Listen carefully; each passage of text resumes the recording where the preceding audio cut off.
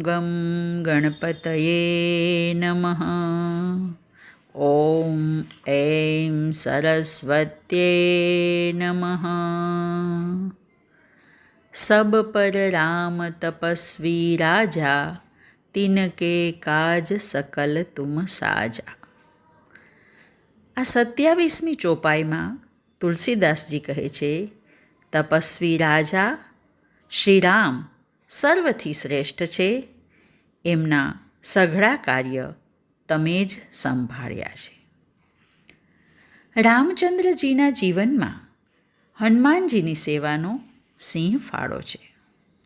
એટલે જ વાલ્મીકી રામાયણમાં ઋષિ અગસ્ત્ય સાથેના સંવાદમાં શ્રી રામજી કહે છે, એતસ્ય બહુવીર્યેણ લંકા સીતા ચ લક્ષ્મણઃ પ્રાપ્તા મયા જયશ્ચૈવ રાજ્યમ મિત્રાણી બાંધવા. હનુમાન યદિ મે ન સ્યાદ વાનરાધિપતે સખા પ્રવૃત્તિમપી કો વેતુમ જાનક્યા શક્તિમાન ભવેત.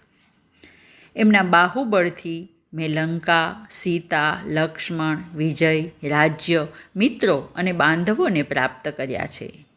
વાનરરાજ સુગ્રીવના સખા શ્રી હનુમાનજી મને ન મળત તો જાનકીને શોધવામાં કોણ સમર્થ થયું હોત.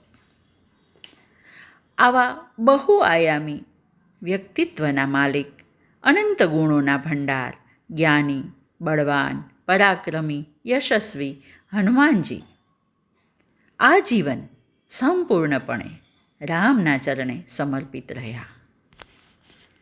તો આપણને વિચાર આવે ને કે એનું કારણ શું હશે? મને લાગે છે કે એનું કારણ છે શ્રી રામની નમ્રતાએ એમને આકર્ષ્યા. નિષાદ રાજગૃહ હોય કે પછી કેવટ, વનવાસીઓ હોય કે ગ્રામજનો, અને વાનર અને રીંછ સાથે પણ રામ સહજતાથી હળીભળી જતા આ વાત હનુમાનજીને સ્પર્શી ગઈ હશે.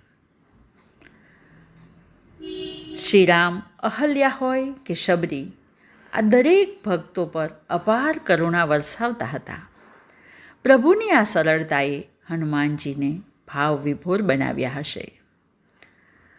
અને સૌથી કદાચ વધુ મહત્ત્વનું એ છે શ્રી રામની તપસ્વીતા, કે જેનાથી હનુમાનજી અત્યંત પ્રભાવિત થયા હશે. તપ એટલે જીવનના સાત્વિક ધ્યેયની પ્રાપ્તિ માટે ગમે તેટલા કષ્ટ પ્રસન્નતાપૂર્વક સ્વીકારવાની તૈયારી. ધર્મના સંરક્ષણ, સામાજિક એવં આધ્યાત્મિક મૂલ્યોનું સંવર્ધન અને ભવિષ્યની પેઢીઓ માટે ઉચ્ચ આદર્શની સ્થાપના કરવા માટે શ્રીરામે અનેક વિડંબના અને કષ્ટ પ્રસન્નતાપૂર્વક સ્વીકાર્યા છે.